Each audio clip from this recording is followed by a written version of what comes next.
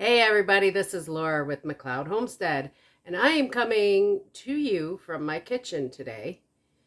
Excuse the sinuses. I have come down with a bad cold, and I'm on the mend from that. So we have had nothing but rain, and today it's finally a nice day outside. However, with the way I've been feeling, we are going to keep this video inside, so I'm not overdoing it. Give myself another couple of days to rest and I should be good to go. So we're getting into that time of year where I'm going to be busy. I'm going to be going back to work, and the last thing I want to do is come home and prepare a big meal for me and my little guy. So one of the things that he and I love are tacos. So I thought a good thing to do would be to make and can some taco meat. This will also help get some of the ground beef out of my freezer, because here in another month and a half, I should have another half a cow coming. So, killing two birds with one stone. One thing I also don't do is I do not, as a rule, buy taco seasoning. I put it together myself. There are certain things that me and the boys like and certain things me and the boys don't like in it. So, yeah, this way we can make it the way we want it. So on this plate is all of our seasonings. I am tripling the recipe. Therefore, what this is supposed to be 1 tablespoon of chili powder. We use cayenne powder, and since I'm tripling it, I've got 3 tablespoons of that. I have 6 teaspoons of cumin. Over here is my smoked paprika, and that is 3 teaspoons. I have 3 teaspoons of black pepper, 1½ teaspoons of onion powder, 1½ teaspoons of oregano, and 1½ teaspoons of garlic powder. And this is 3 teaspoons of fine sea salt. Just remember, my recipe is tripled, so if you was to mix it up, you would just cut it all into thirds. So what I will do is just dump it all into a bowl.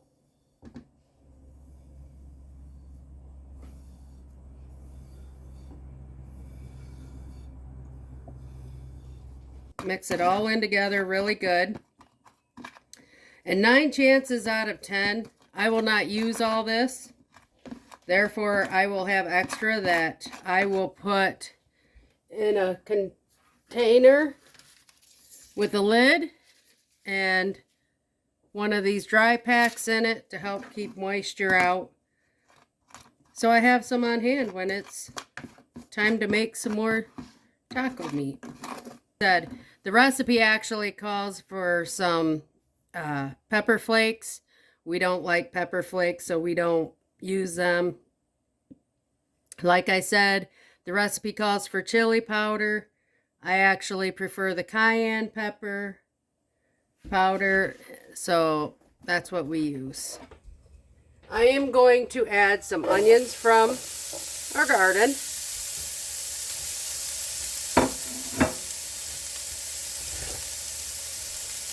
And just gonna cook them a little bit.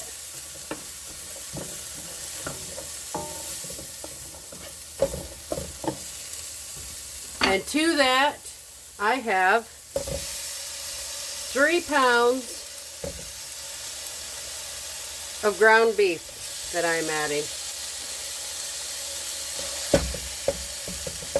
And I am just going to cook this all up. And when that's done, I will bring you back. As you can see, that there is still a little bit of pink in the meat, which is fine. I don't want to overcook it. But to this, we are going to add 2 tablespoons of our taco seasoning mix for every pound of beef. So we want 6, 2, 3, 4.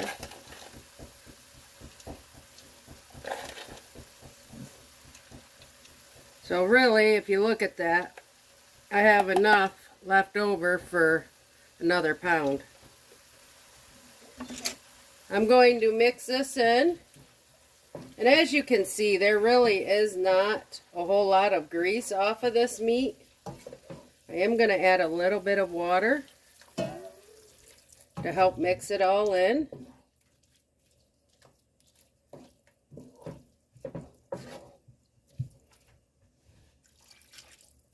And then I will just cook this for a couple minutes and make sure that the flavor cooks into the meat a little bit. But I don't want a whole lot. And then I'll bring you back for the next part.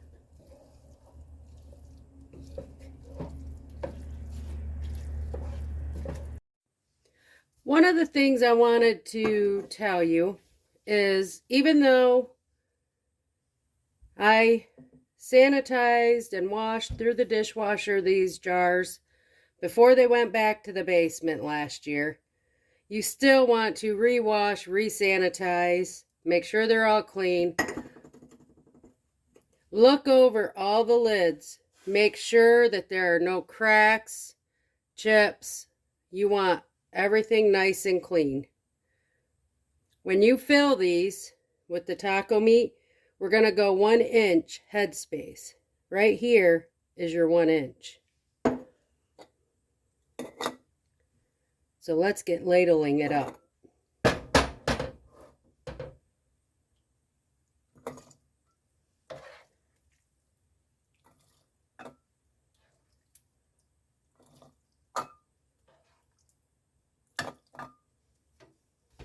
You have to remember you're going to want as much air out of this as you possibly can.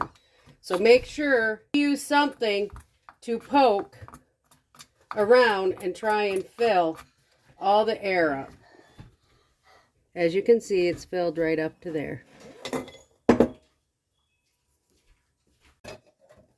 So 3 pounds is getting us 4 pints, which is plenty for us. So in the next step of this, you must go around the rims of the jar and get any and all meat, dirt, dust, everything, because you want a nice clean seal, especially when you're dealing with meat. Do not shortcut anything. Make sure you rotate your rag or your paper towel as often as you need to. See, there's a little bit of orange. And I keep going over this until it comes out perfectly clean. And I go over, I stick my fingernail in the edges here to make sure that they are all clean.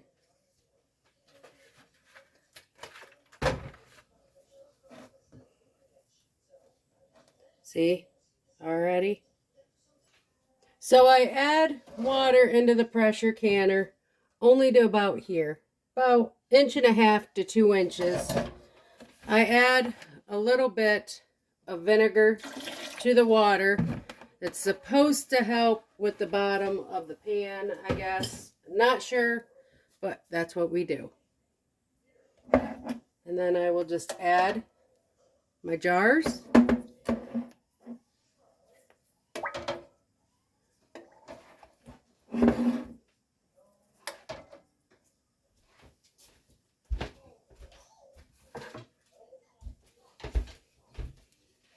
We will put the lid on. Lines up, arrow to arrow. We close it.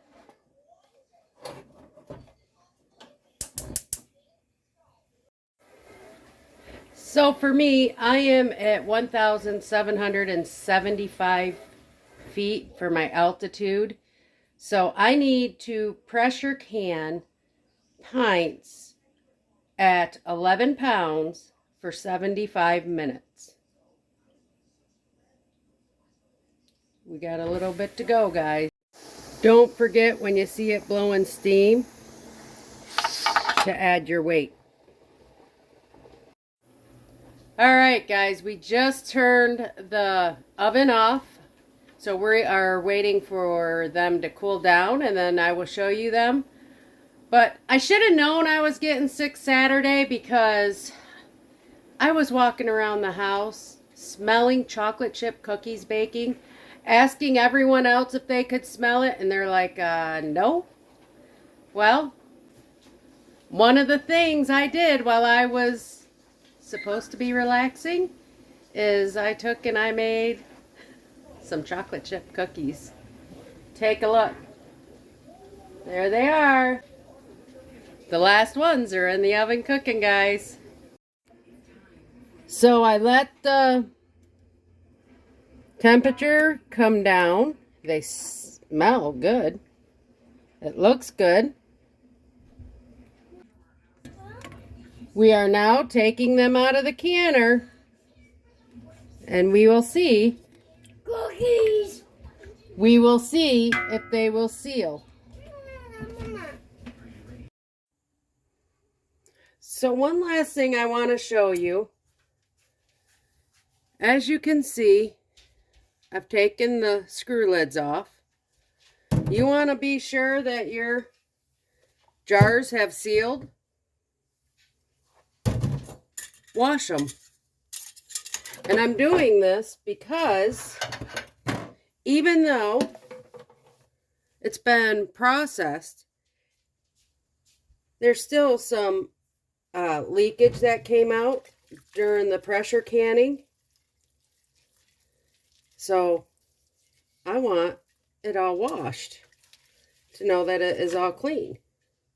As you can see,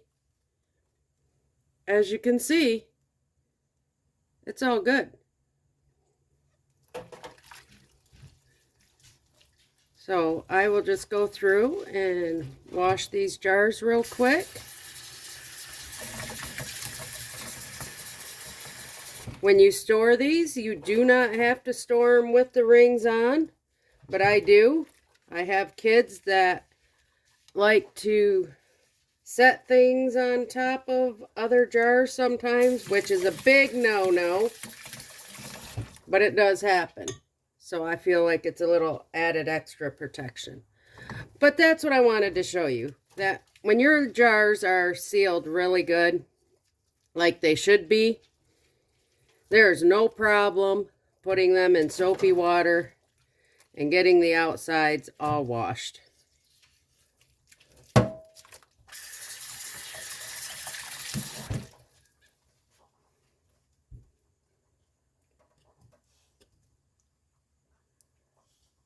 So please like and share and subscribe, and we will see you on the next video.